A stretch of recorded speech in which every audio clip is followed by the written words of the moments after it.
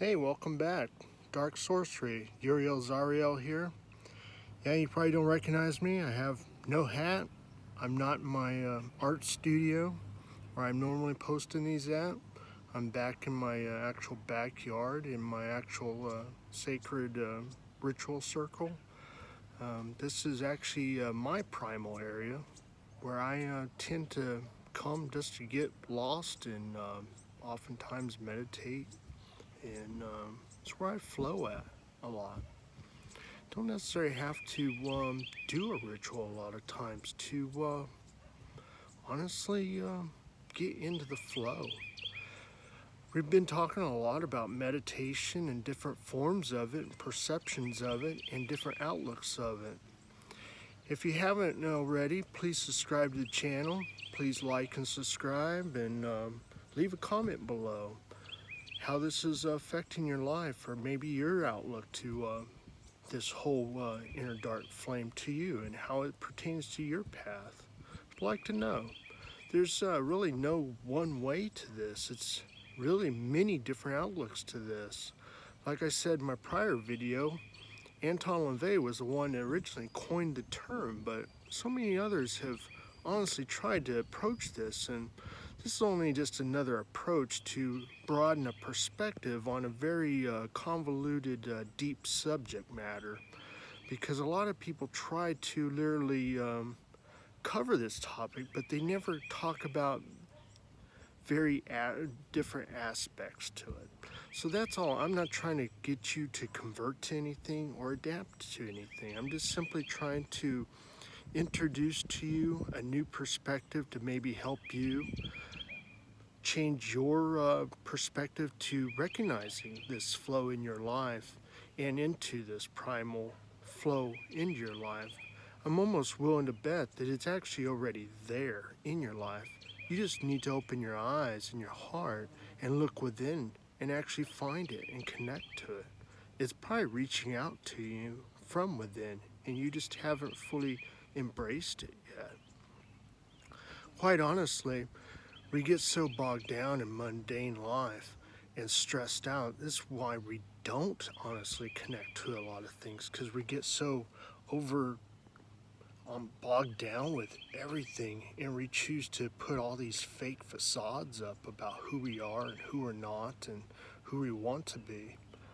But quite honestly, we need to cut that off and separate ourselves and get back to the primal and connect to the flow. And honestly, ceremony can be honestly as complex as you choose and elaborate as you would love to make it, or it can honestly be as basic as you choose to make it as well. And personally, as I connect to the ancients and the more primal flows, more I mature in this path working in my own personal walk, the more I choose to really see how basic I'm being called to become more, and more humbled by that I am.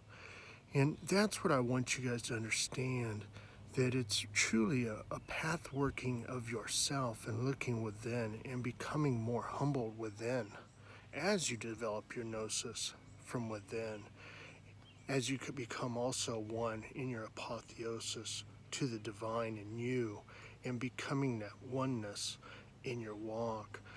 Just like I stated at the beginning of this, there's many different ways of connecting. Just because you read a book and read another author's point of view doesn't necessarily mean that you have to do that. If it resonates with you, by all means, adapt. Use it if you like.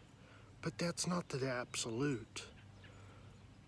From my point of view, there is no absolutes from what there is in you. You're the final say. For you are literally the one that's the true king of your path. This is where many, many people lose sight of, and they allow too many people to reign over their lives and have control over their lives.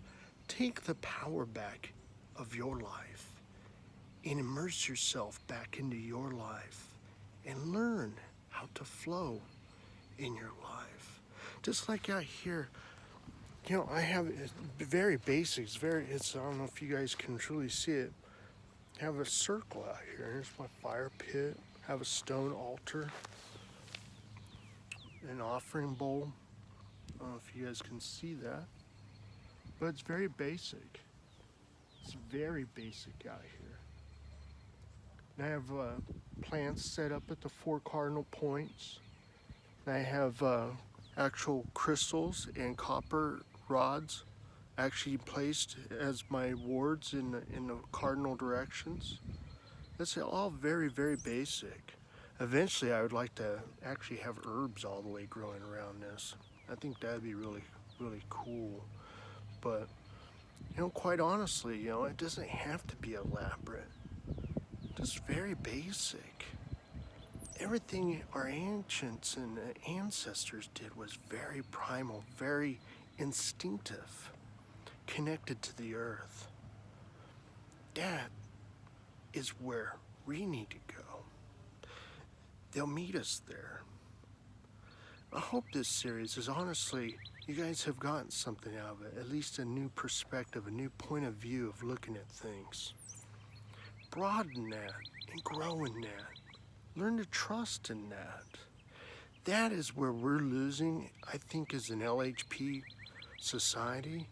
We honestly need to adapt and overcome and grow more in.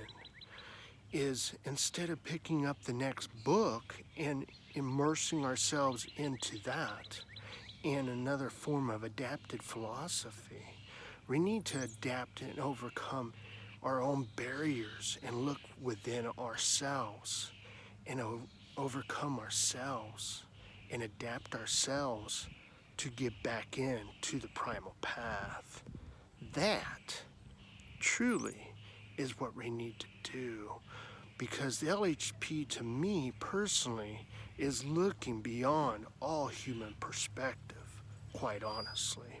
And that is something that many people don't look at. And quite also, truthfully, I know I beat a dead horse quite a lot about perspectives, and many of the groups dislike how I explain a lot of things because I talk about so much about perspectives.